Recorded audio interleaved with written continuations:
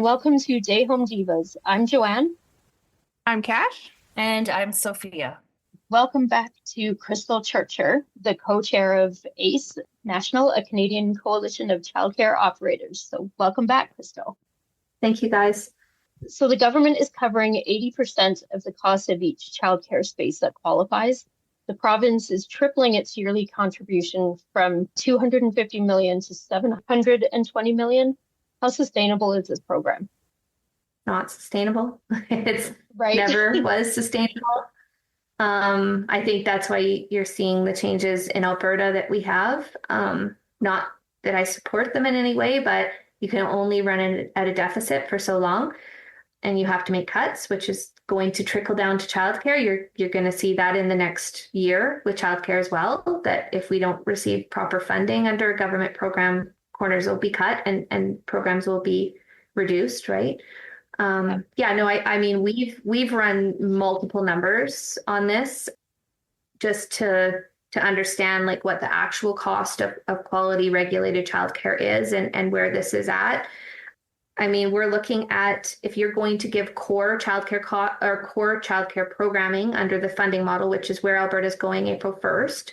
Our numbers from the association is that your shortfall is at least $300 per child per month to probably closer to $730 per child per month, depending on like what the services are that are provided in that center.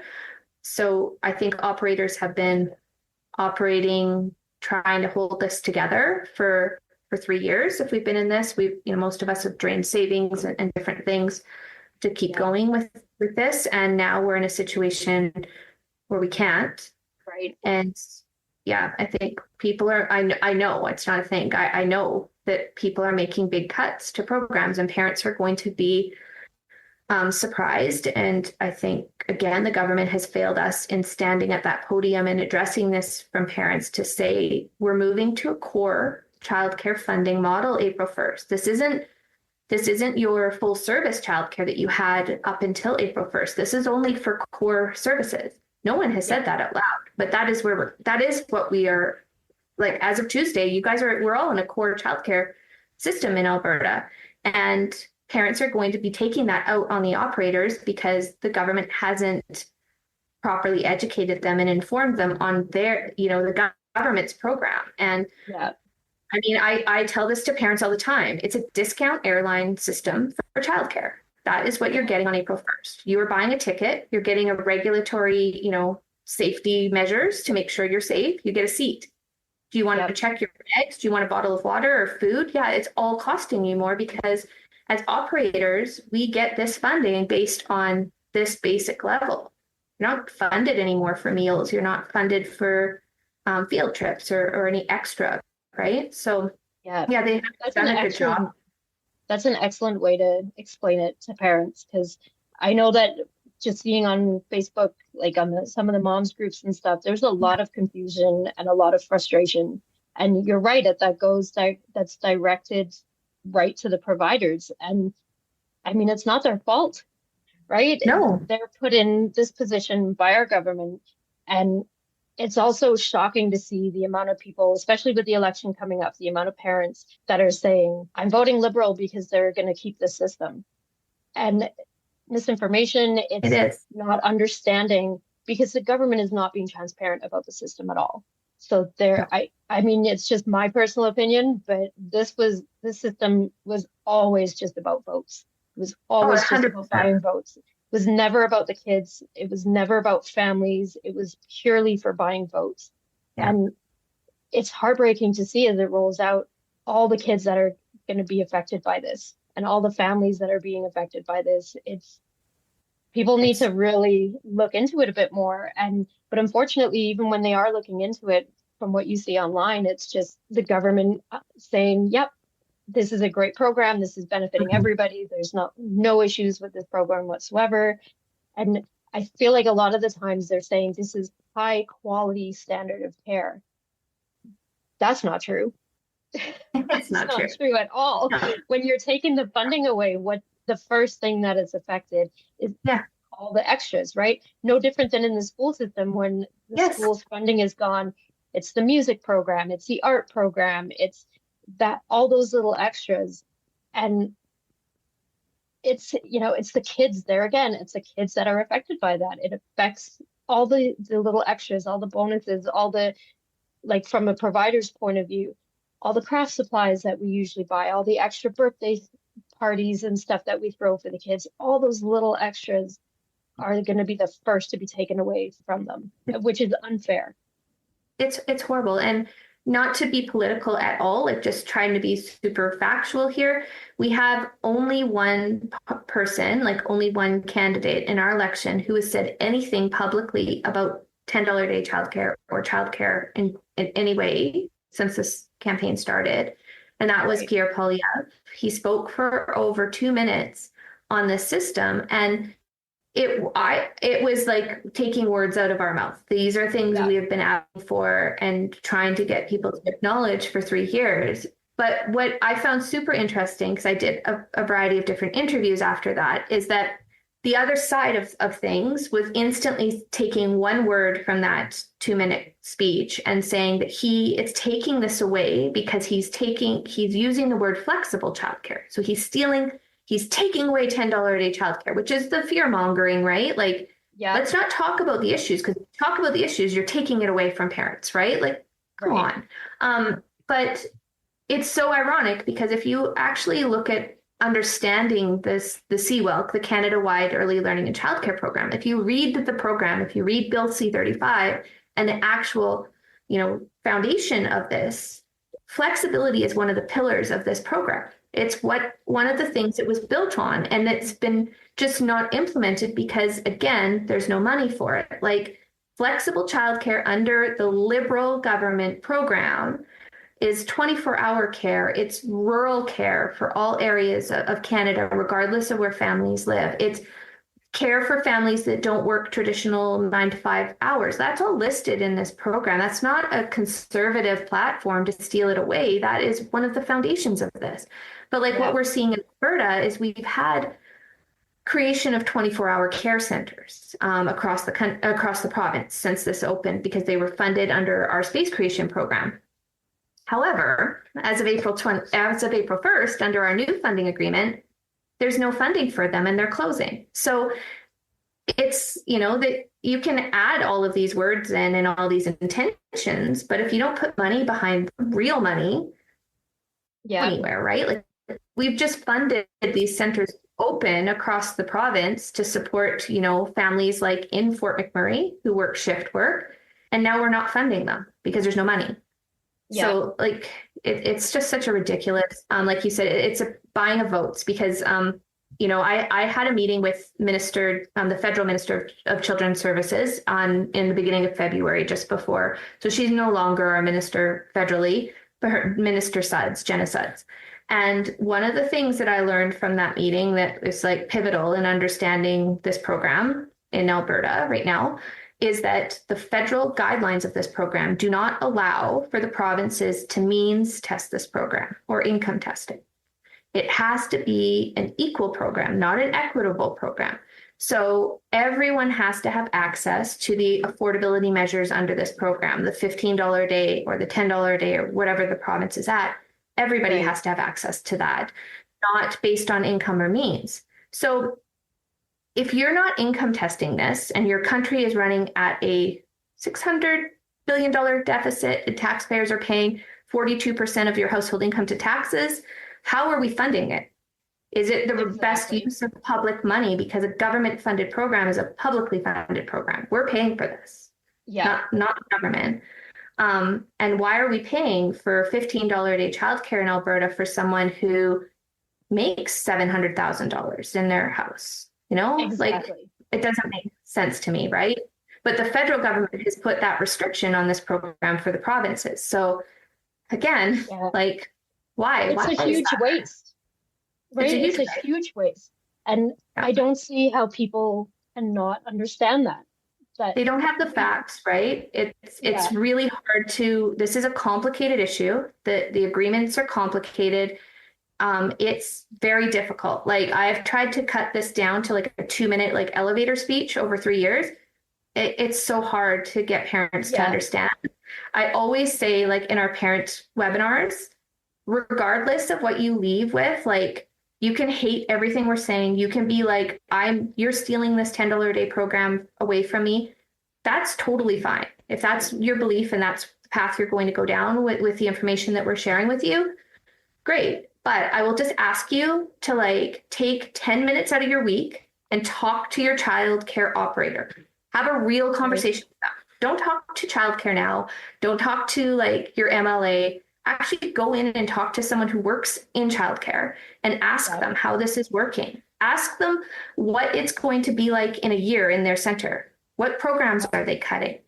You know, like have a real conversation. Don't listen to me tell you. Go talk to somebody who actually works in childcare, you know? But I think that parents are happy to take the discount. You know, it's way more money in all of our pockets as parents, but comes with a price, right? Oh, exactly.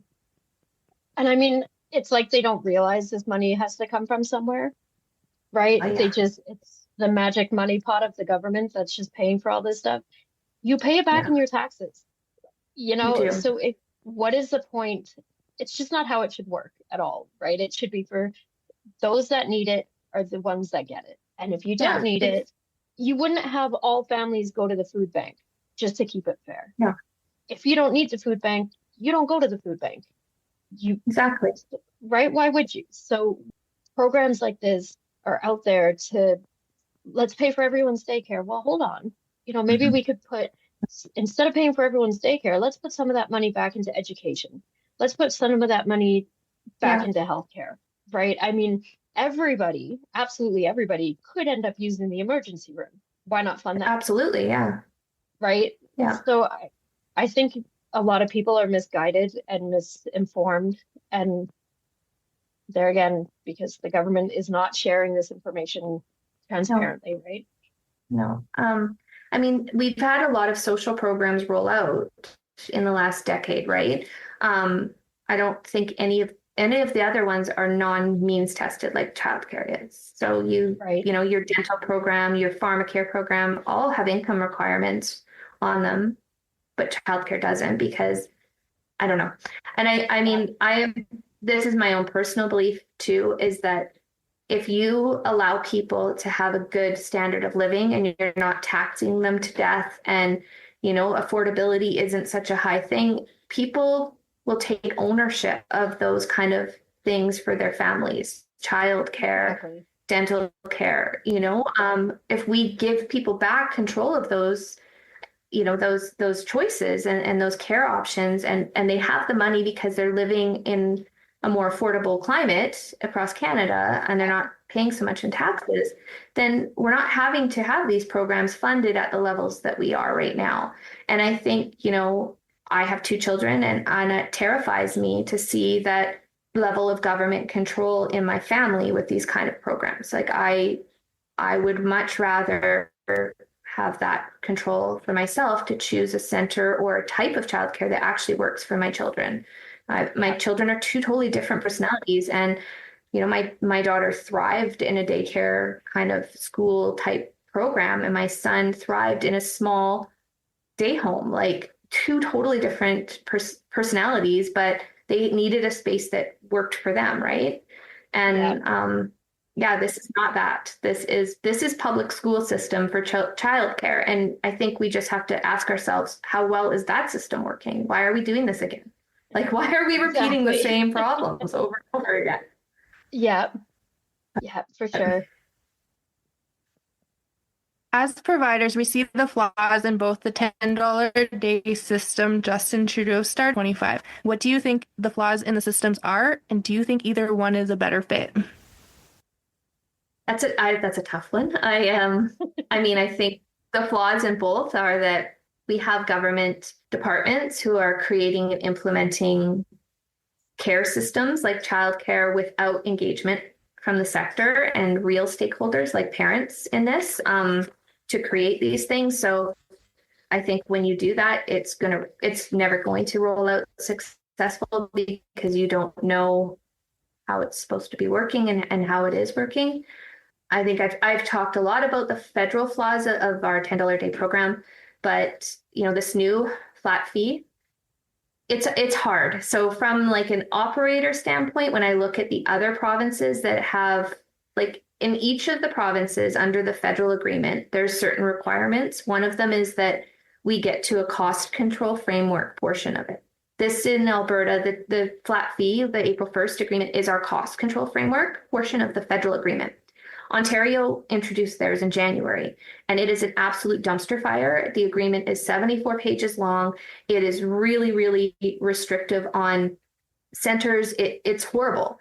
And from someone, like, from an operational standpoint, I am super grateful that that is not the agreement that's in my inbox. But from like someone who believes in choice and quality and equity in childcare, not an equal system, this is not great either. Like, we see our low income families lose subsidy, which is horrible. It's the worst case scenario, this whole program. We are seeing, again, a core childcare system roll out without educating the public on what that actually means. Right. So we're creating a divide again in the sector. We're pitting parents against operators by doing this every time we don't communicate transparently and fairly about these programs and all of the details behind it. We're pitting our parents against our operators, and that's just not fair to operators. It's super disrespectful to our sector. So yeah, that's where we're at right now. Is operators are the front line of again another poorly thought out and implemented government policy that came with a great headline.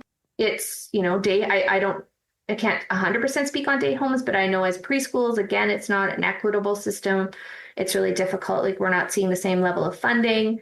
The administration on this is crazy. Like, parents probably don't realize this, but every operator is going to have to input every child that's in their care, their full information into this system for claims. So who's paying for that time? Because that's now time you're pulling someone out of being in ratio, but you're only funding core staffing costs. So, we're paid government agents in all of these programs. So there's that, like the level of administration.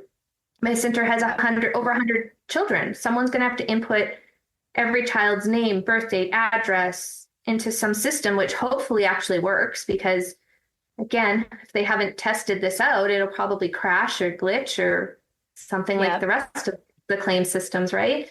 Yeah, I mean, there's that. I don't like any of these agreements. I think this is not where we should be.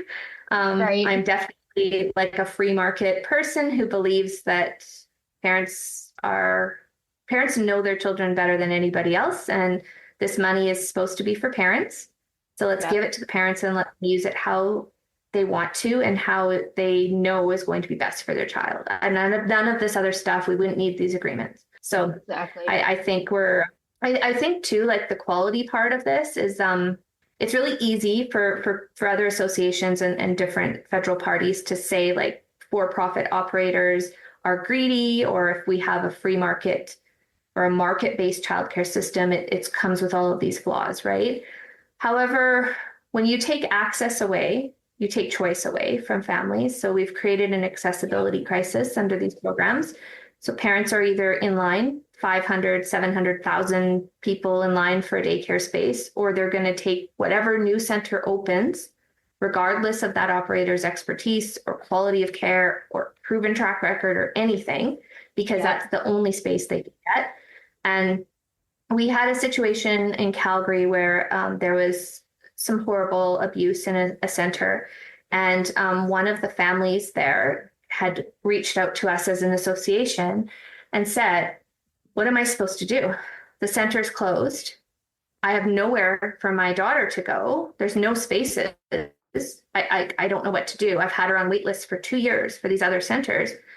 I knew there was something going on there. Every time I dropped her off, I felt horrible, but I had nowhere else to put her. I didn't put her in daycare. I couldn't work. And if I couldn't work, I couldn't feed my family. Like, that's the system we're creating right now. That is the reality of this system. So I don't know if it's federal, provincial. I put blame on all of them because regardless of the intentions of our provinces, they signed us into this for a bucket of money from the federal government. So yeah, I have some strong feelings on that. We all do too. So, Okay. Yeah, I mean, personally, I think when you take the choice away from the parents, it kind of reminds me of like the whole cell phone situation, right? So we have two cell phone providers in our country or province or whatever. So you get to pick from this one or this one. So they can charge whatever they want. They can do whatever they want. They can have like their quality doesn't have to be great. They don't have to offer great services because there's no other option. So when you take those choices away, and there's the only childcare that parents can choose from is very limited, the quality drops, right? And it's just, again, it's the kids that suffer, right? It always goes back to, and that's what parents and government and providers, everybody needs to understand. The number one priority is the kids. And when you add all these other factors that affect the amount of funding or what the providers can actually do for those kids, when you add all those other aspects in and make it so difficult that providers cannot focus on the kids are affected every time. Yeah. And it's a vicious cycle, right? Yeah. Like you undercut the funding in a sector, then you undercut the professionalism of the people that are working in it. Then you add the burden of the administration to this program because now you've made them dependent on government funding. So they have no choice. They have to continue to implement this program regardless of how bad it is. There's no choice. You know, you can say we have a choice to participate in it, but we don't. If we leave this program, we go bankrupt overnight. So there's no choice. But I think too, like with the quality in a free market, like when I opened my center, for example, I knew that if my prices were too high, parents wouldn't come, right? Like if I overprice my services, I'm not going to go, like I'm going to have to close my doors. So within probably a month of setting a price point, you're going to know if nobody comes through the doors, then you have to do something to change it, right? Exactly. But it also, if you're a childcare operator, your parents are your clients or your customers, right? And if you're not providing quality care for their children, they're not going to keep coming back to you. They're going to go somewhere else that they feel comfortable in, that their children are safe in, that works for their family. But we don't have that anymore. We took that away from parents. So quality, like in a free market, your quality is regulated by the market, just like your prices are regulated by the market. So when you take that away, now you've set prices. Like in Alberta, as of April 1st, our prices are set. We have benchmark fees. If we open a new center, we're told this is your fee for this area. So there's also that problem. Like, I don't know how deep down the wormhole you guys want to go with this, but April 1st, they've taken Alberta and split it into regions. I think there's 12 or 13 regions. And they've determined a price for each region, like based on the age of children. If you're a center going in, so I'm just going to use Grand Prairie as an example because one of our board members has large centers up there and we've done a ton of research on the prices. So in Grand Prairie over the last 3 years, there hasn't been a ton of growth. So South Calgary as an example, I live in South Calgary, tons of growth, tons of new developments, lots of houses. And with each one of those new developments, there's a commercial plaza that has a large franchise corporate daycare. So those prices have been like going up because those centers are opening and they're opening at like true market value for services right now, maybe $2,000, $1,800, whatever it is. But in say rural communities or smaller communities where we don't have that growth, our fees have been frozen since 2022 when we signed into this. Most of us had compassionately low fees from COVID because we were told by the same minister that signed us into this, keep your fees low so parents will come back into childcare after COVID, right? Like, do what's best for families and keep your fees low. So we did, not knowing that when we signed this agreement, we were locked. So we've been frozen for 3 years. Inflation has been crazy. Rents are going up. Utility, everything costs more, right? So you have a rural community like Grand Prairie. There's been no big price shifts because there's been no huge growth there over the last 3 years. So when you take an average fee range for that area, you're not giving a true representation of what it actually costs today to open or to operate childcare. And now with any new centers opening, the province is saying you can only open at 55% of whatever the average is for that area. So if your average is already low, you're saying to any new investment in that community, can't, even though the top of it is actually not sufficient to run childcare, and we can have every operator line up and tell you that, but we're going to tell you you have to open at half of that. So who's opening in those communities?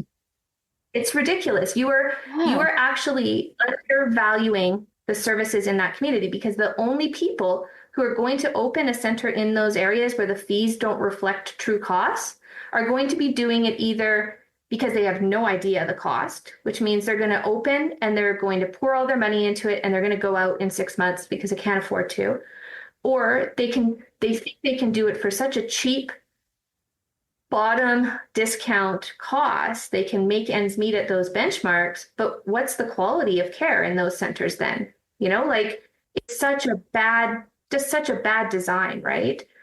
Like, you're telling, like, we can tell you it's going to cost you $1,000 a month for here, but you're saying, no, we're going to give you $500. Good luck.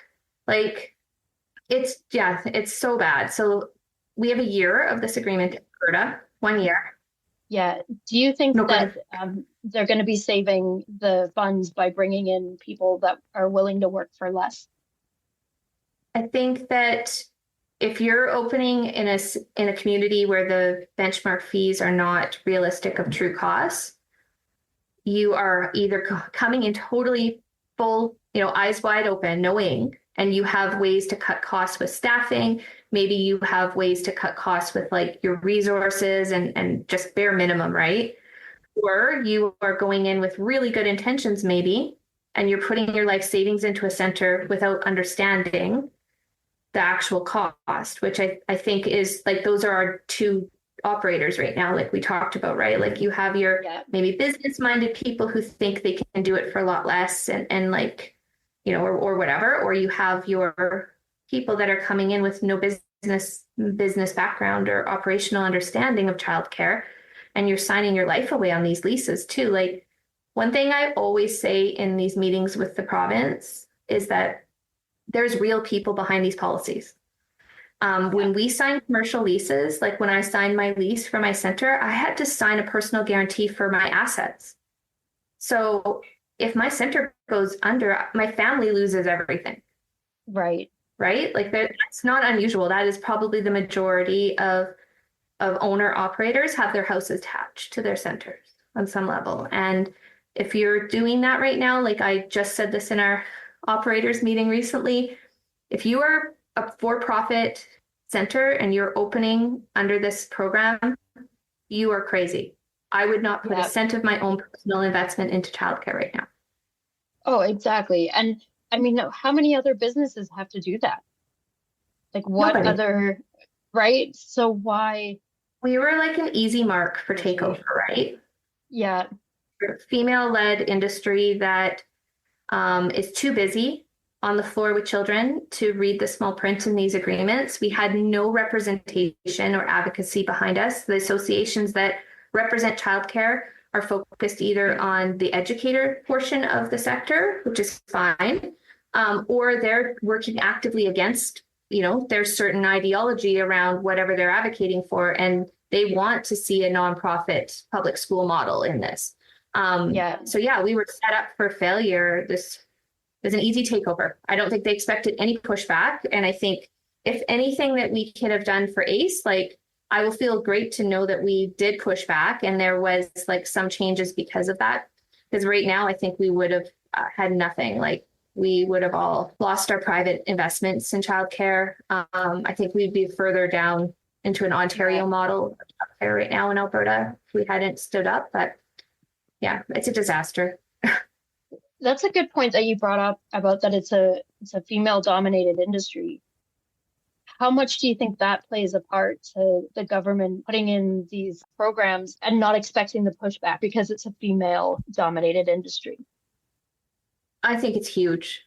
And I think that, we've seen, maybe this is too political, but we've seen a lot of fake feminism under this program, Right. because it's really easy to say, like, this is the best for women. It gets women back into the workforce. Like, I've even heard the ideal, or like, I don't even know what you want to call it, the research, that this program is actually paying for itself because so many women are back in the workforce paying taxes, which is not true. And I think that, there's so much wrong with that. Like, when you have a woman minister standing in front of you politically saying that this is so good for women because women are coming into the workforce, and, this is a good feminist social policy, which is what this has been called, politically.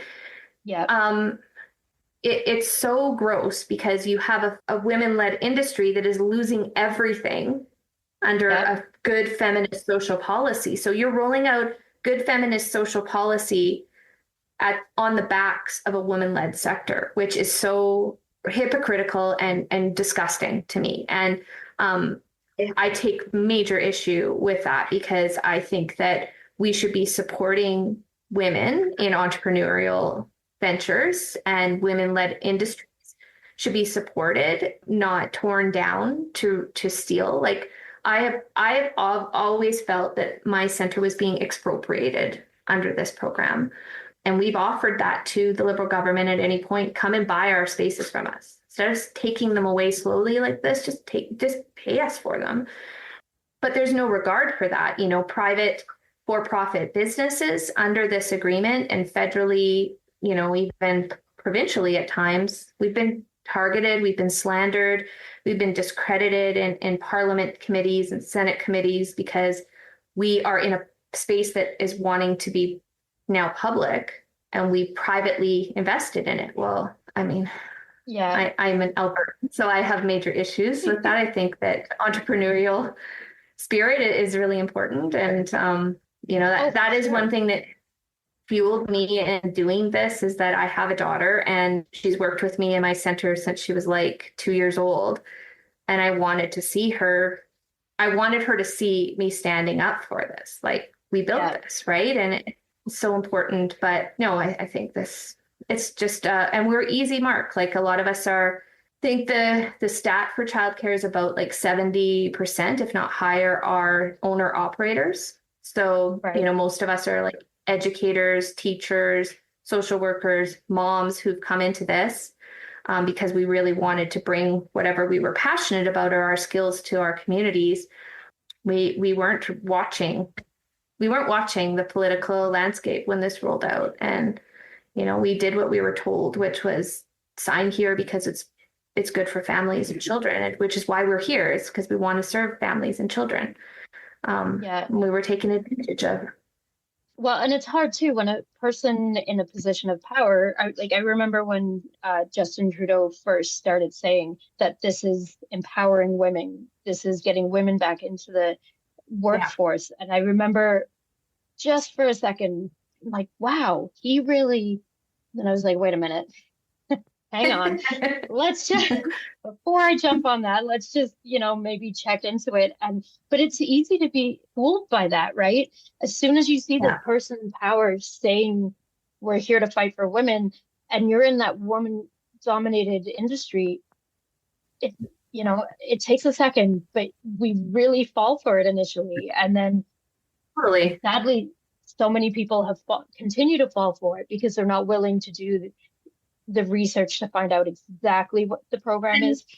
I think people didn't ask, like, you have someone rolling out policy because it gets women back into the workforce. But I think we also, as women, have to shift our mindset a little bit. Like, what's wrong with us not being in the workforce, or what's wrong with us being in a workforce in different capacities, right? Like, we shouldn't be told that our value and worth comes because we are in the workforce, and the government needs to create programs to leverage us into that, right? Like, they wanted more tax money because they're printing money like crazy in Ottawa, and they needed more taxes. And they're like, hey, there's a huge section of women, let's get their kids in daycare earlier so they can get back to work quicker and they can start paying taxes.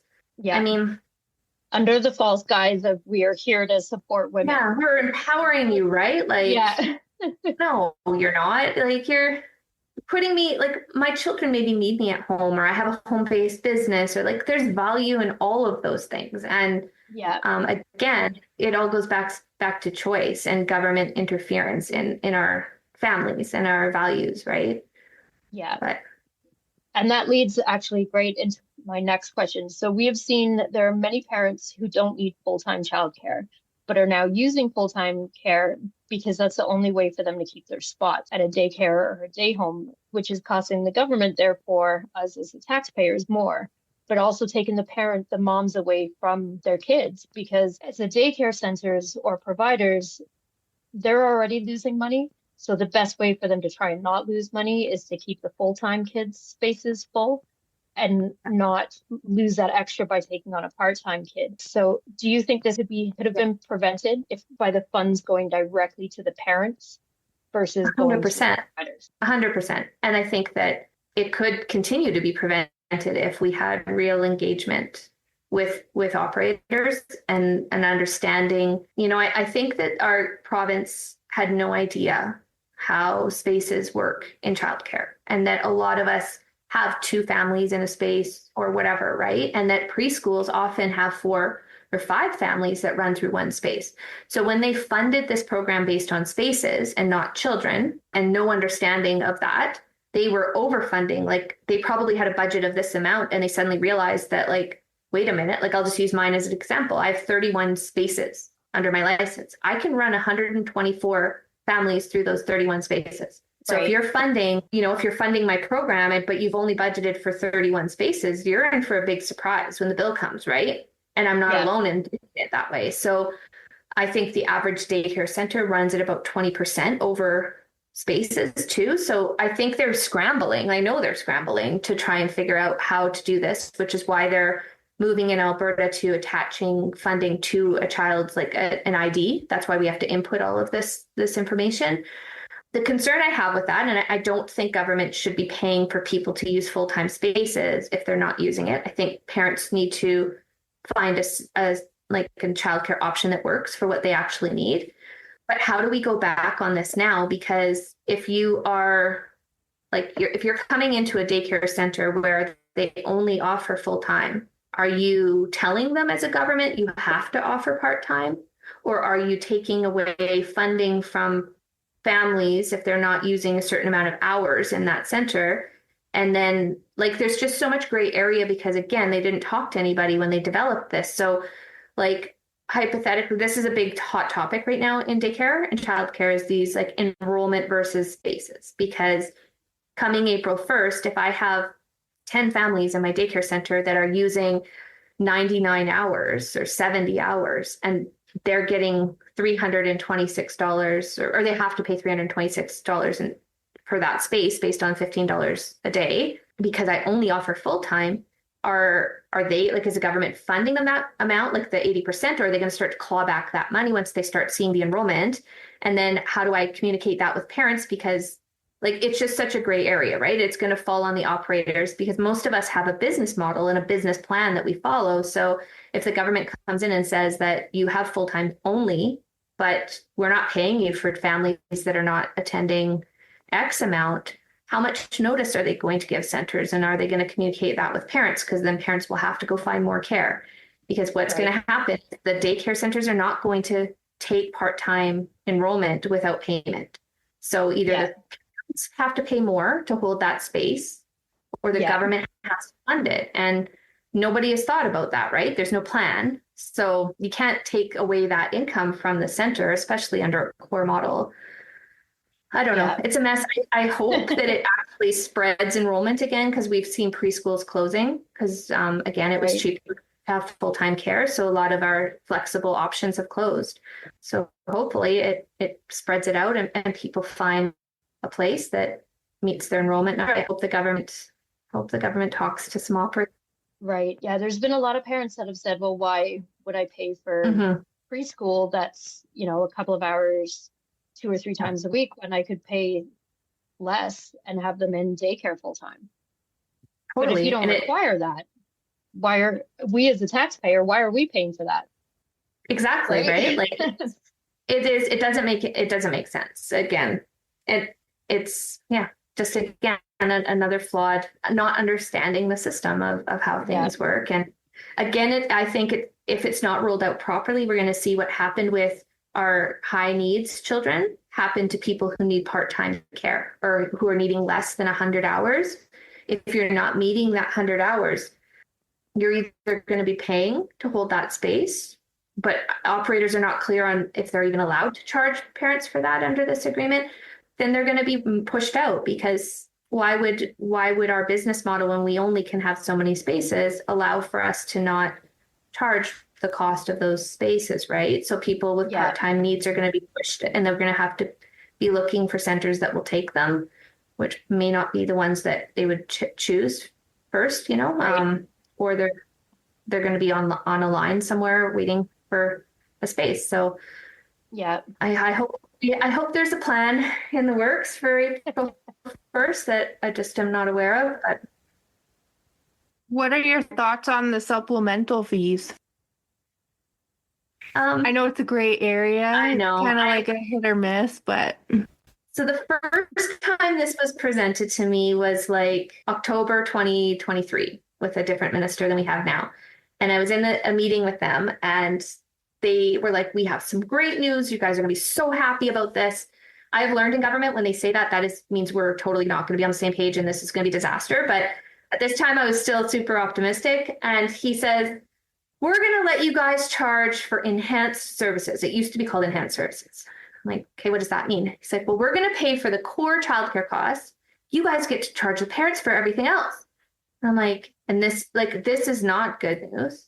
I don't want to do this. Like, I don't want to have to go to my parents and start hustling side services that they think they're already paying for. Like, this is an absolute disaster.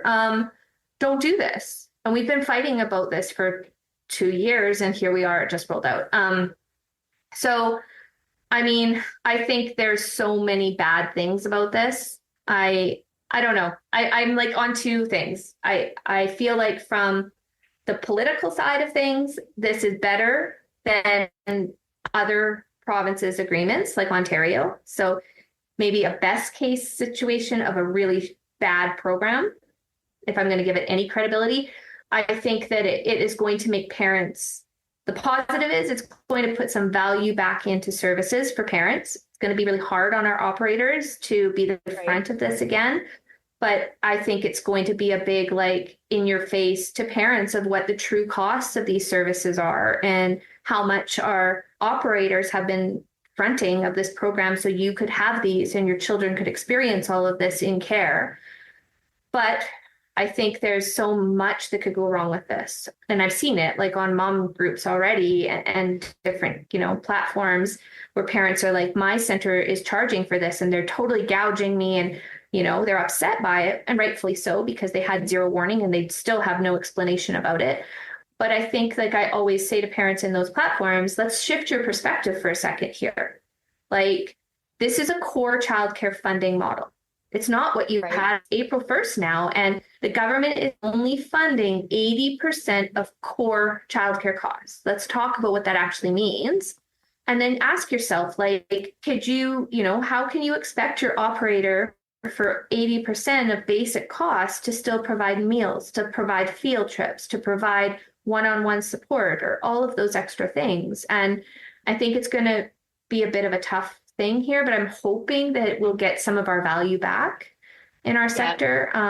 But I am worried too, because there's a lot of operators who I think don't know the numbers, haven't watched their or new maybe, or haven't paid attention to their losses over the last few years, who are not charging for things, who think that the funding is still the same as it was in March, and they're not charging for meals, and meals are probably the biggest expense for centers. And I think those people are going to be struggling because they're going to be constantly chasing the costs, right? Like when the bills come in at the end of the month and they realize that, wait a minute, I'm short, then they're going to go back to parents and they're, to charge them, and then it's not going to be enough, right? And then it's going to be a constant chase, right? And I think there's a lot of us that are not comfortable having conversations about money with parents and asking for extra and facing that confrontation possibly. So yeah, I think we're in for a real treat in April as the front line of this program. Yay. Again, Right. this is why we're doing the parent night on Tuesday, is because our operators are being beat up by this misunderstanding of what supplementary fees are and gouging and different things. So we thought we would just take it for them. And yeah, I think we just have such a gap in educating the public on this that. Right. So we've been seeing many agency-run providers that are closing their day homes because of the amount of income that they're losing monthly. Do you think the same will be so for daycare centers? I think that we are seeing, I like to call them veteran centers, like veteran operators, maybe someone maybe like myself who's been in this for a decade or two, are getting out. Like, we're burned out. We don't want to do this anymore. So a shift maybe where people have been running center, have that experience, are leaving or not coming in, right? Not coming back in. So yeah, I think I think we're going to see people who don't know the numbers are not going to be able to sustain it. And if they haven't educated parents on their costs for things, then parents are not going to pay it. And yeah, they're probably going to close. But I think there's enough people that think they can do this at a discount that are going to come in and run this at like a bare bones. I don't want to use the word Walmart, but like a bare bones discount, that they will continue on as long as the market will bear them. But yeah, we have a year under this contract. So, I mean, it's not forever. And hopefully we'll see change next year when we our new agreement. And, if there's any shift federally, that could help too with whatever comes after the end of the year. But yeah, it's only 1 year. So like, let's see if we can weather the storm for a year. Yeah. Do you think there's a lack of understanding from the government about what providers and parents actually need when it comes to childcare? I think there is a massive deficit in understanding from the government on childcare in any capacity. So yeah, I mean, I think they're trying. I sat on so they had an ELCC implementation committee for stakeholders, and as the chair for ACE, I sat on that committee, and it was in order to hear from stakeholders all the components of this new agreement that were, or like where we were going to help implement this new agreement for April. I think we had 6 meetings, maybe, of the whole, I don't know. It did not follow the amount of commitment we were told that we were supposed to have. They canceled meetings and there's gaps in months. And then all of the feedback that we gave was totally disregarded in this new agreement. So I don't feel that there's any real stakeholder engagement. I don't know if they're just throwing something together here to get through the year and within the budget that they have, but there's a big gap. Yeah. Do you think the government would benefit from having the childcare sector in a different department of government other than the Ministry of Jobs, Economy and Trade? Like Ministry of Education or something, like other provinces. Yeah. I thought when we moved from Children's Services to like Jobs, Economy and Trade, that was a positive. I still do think that is a positive. I don't think it's going to really matter what ministry you put us in if you don't change how you engage with operators, not just associations, but real on the ground operators, and you don't listen to that engagement. It doesn't matter. It's going to be the same outcome no matter where we are. Right. How do you think the flat fee program will affect the children in care? I think that it depends on the operators and the level of education they have on implementing it. I worry, I guess, worst case scenario, I worry that there could be segregation. So even if you have families opt out of it, you're not allowed to give it to everybody. So I do worry that the actual on the ground implementation of that is going to be tricky. And I hope that, children aren't excluded from things or I hope that children don't feel the brunt of being excluded or left out and not understanding. Our association is trying to support operators as much as we can in successfully implementing this so that that doesn't happen. I think that the overall quality is going to be, hurt, especially in areas where, like low income areas, like you can't charge it. This whole model is horrible because, like Grand Prairie as an example, we've just lost subsidy for low income families. So if your center is heavily subsidized, like if you're in a lower income area and maybe 90% of your families were on subsidy, overnight they've lost that. Now they're paying $326 per child. You can't go to them and say, I'm also charging you for food, for field trips, for all of these things, because they barely, if they barely can afford the 326. How do you hit those families up for more money? So I worry about those centers. Like, when you use an average to roll out a program, there's winners and losers, right? Depending on where you fall in that average. So the centers in areas where the average is not reflective of true costs are going to be in a really difficult situation. And if you have a heavily subsidized center, you're in a very difficult situation. And this system is not going to support your costs. So Exactly. Yeah. Again, just the kids are the ones affected, right? Yeah. It's very sad.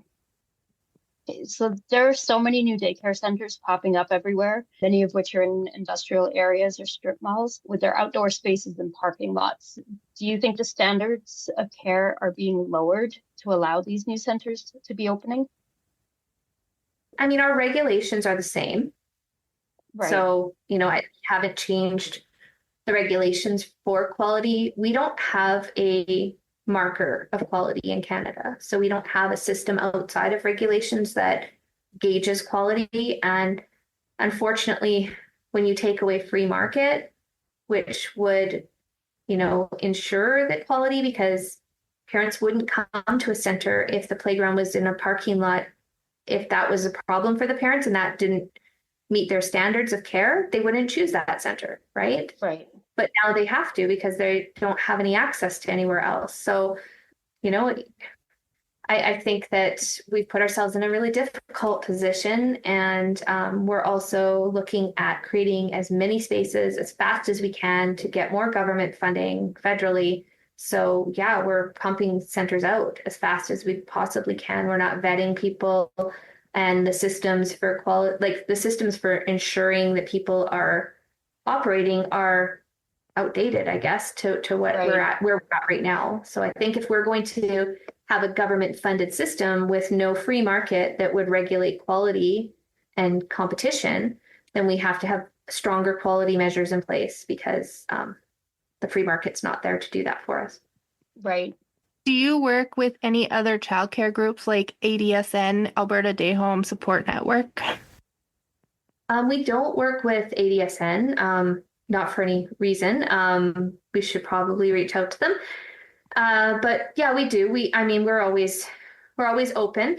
Other associations have not always been open to working with us if our, narrative or questioning of the didn't align with them. But we have, like I said, the Australia partnership. We work with associations across the country in different provinces with the United States. So yeah, we're always trying to build partnerships wherever we can.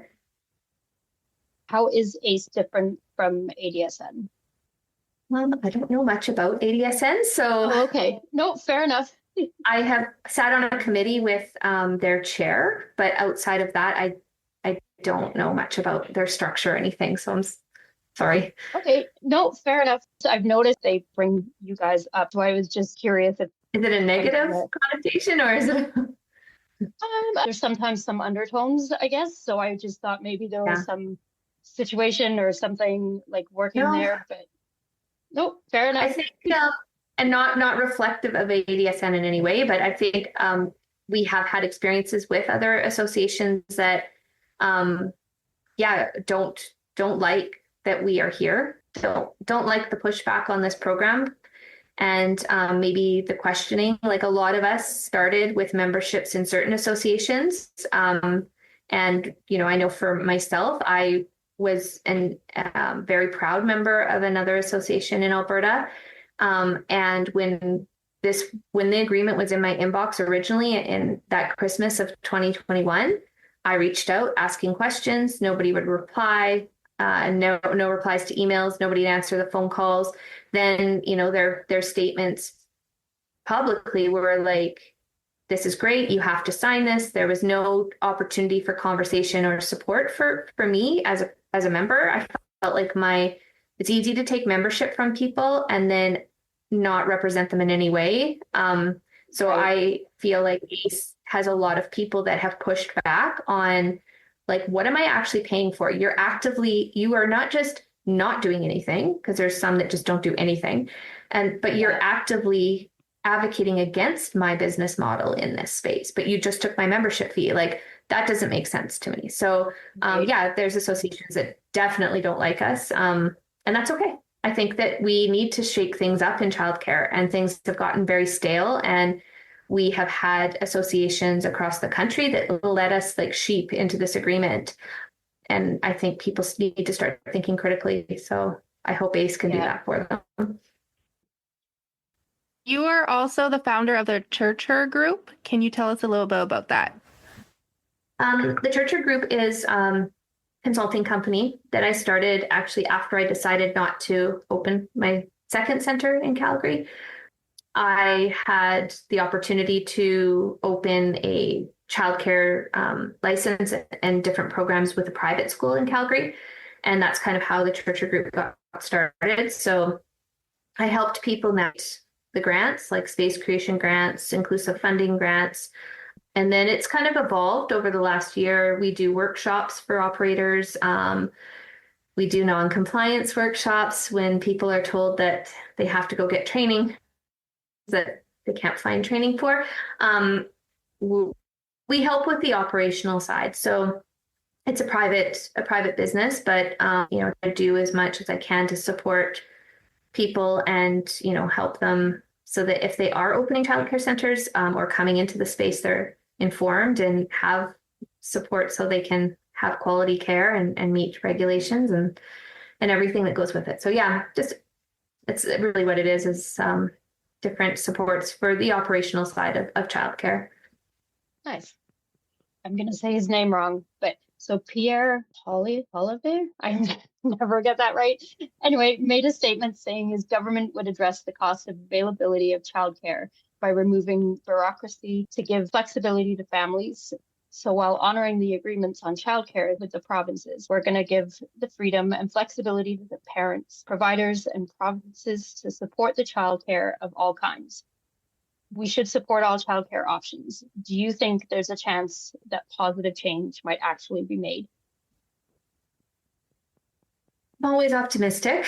I think, that was the first time I had heard that, like, that level of, I don't know, I'm trying to think of the word. That's like the first time I had heard something said that way with those words and the language and giving things back to parents from a politician under this program since it started. Right. So I think that's a positive. I think anytime we can talk publicly about childcare and this program, that's a huge win, because we don't talk about it enough and people are totally unaware. So I think it's going to be hard to change this. Changing a social program once it's rolled out is like putting toothpaste back into the tube. Right. So I'm worried that this is going to have a long-term impact on our children, but I'm hoping for change across all sectors, and my whole life as a Canadian right now, I'm optimistic and hopeful for some change, because I think we're in a really tough spot as Canadians overall right now. Right. The current Liberal government still has a long way to go to reach their goal of 250,000 additional childcare spots across Canada by 2026. Why do you think they refuse to use private childcare to help reach that goal? There's a huge ideology behind this. There's a lot of things, I think, at play, like unionization and public school kind of modeling of this. it's easy to pit the sector against each other, for profit against nonprofit. One has less quality, one is better. That kind of narrative is all over the place in this program, even though we all follow the same regulations and it doesn't make any sense. But yeah, I think if you're rolling this out as a nonprofit structure across the country, the government has a lot of control over that structure when they're funding it. And it makes it a lot easier to kind of dictate and, control that whole sector, which is very important to a lot of Canadians. Like childcare is a critical sector, a critical industry. And if it's controlled by the government, they can control the workforce, they can, control what you do as parents, right? I don't know. I don't want to go too deep into like conspiracy theories or anything like that here, but I think it's unrealistic. And I feel like they've just held on to this narrative regardless. A lot of provinces have come forward and asked for allowances under their provincial agreement for profits to expand and be able to access this program, and have been told no. So, it's a losing battle. We're not going to get anywhere close to the spaces in the time. I did the math just for Alberta in February of what they had left to create with nonprofit centers in just our province. They would have to create over 112 spaces a day, 7 days a week until March 31st, 2026 to meet the goal that they have agreed to with the federal government. If you've ever opened a center, it takes you a long time. It's not a day. So yeah, that's the success that we're going to have with this. That's how real these numbers are. Yeah. So what would you like to see going forward in childcare in Alberta? Well, I think that what we can do in Alberta is going to rely on federally. I mean, we've signed a federal agreement that invited the federal government into this sector. I've always hoped that we would see the same level of like advocacy and protection of the childcare sector as we do other industries in Alberta from our provincial government. I know oil and gas is very important here, but so is childcare to us. And I would love to see that level of like, keep Ottawa out of our childcare industry as much as we do keep Ottawa out of our other industries. I'm optimistic. I know our minister has sent a letter like publicly that Alberta will not be signing the extension for this agreement, which is a step in the right direction. So I hope we take it back. I hope we take back childcare under our provincial jurisdiction and we protect it in Alberta. So. Fantastic. Well, I think that's all the questions that we had. Thank you so much for joining us today, Crystal. We really appreciate you sharing your thoughts and experiences with us. Thanks for having me. And I really appreciate you guys having this open discussion and bringing these questions out, because childcare is so important. And I think we talked more about children today than I have with any government in 3 years. So that's a win. Right? Okay, so that's it for Day Home Divas this week. Don't forget to follow us on Instagram at Day Home Divas, on TikTok at dayhome.divas, and join our Facebook group, Day Home Divas. Hope you join us again next week. Goodbye. Bye.